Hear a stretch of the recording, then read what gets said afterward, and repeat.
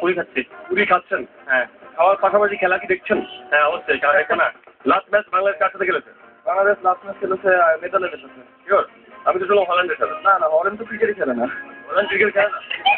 আমি বলি যে হল্যান্ড সেই নেদারল্যান্ড একই। তো কিন্তু এই জায়গায় তো নেদারল্যান্ড নামটা আর কি বেশি ইয়া হচ্ছে।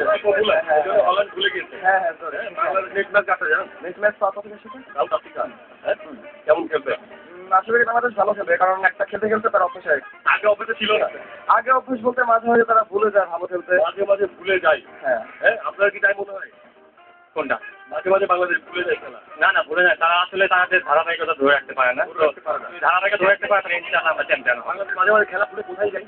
ভুলে আর কি স্বপ্নের স্বপ্নের রাজ্যে চলে যায়। বাংলাদেশ খেলা ভুলে যায়। তারা একটা ম্যাচ ভালো জিতলে মনে করে যে তারা সবকিছু জয় করে ফেলছে, কিন্তু তাদের একটা জিনিস ধরে রাখা উচিত যে একটা ম্যাচ ভালো খেললে সেই অনুযায়ী আরেকটা ম্যাচের জন্য ভালোভাবে প্রস্তুতি নেওয়া উচিত, কিন্তু তারা খুশিতে সবকিছু ভুলে যায়। সেই জিনিসটা উচিত না। আপনাদের কি খুশি হওয়া উচিত না? আমাদের তো উচিত, আমরা বাংলাদেশ যখন আমাদের একটা জিতলেই লাফালাফি হয়। একটা জিতা করলে লাফালাফি করার কিছুই নাই।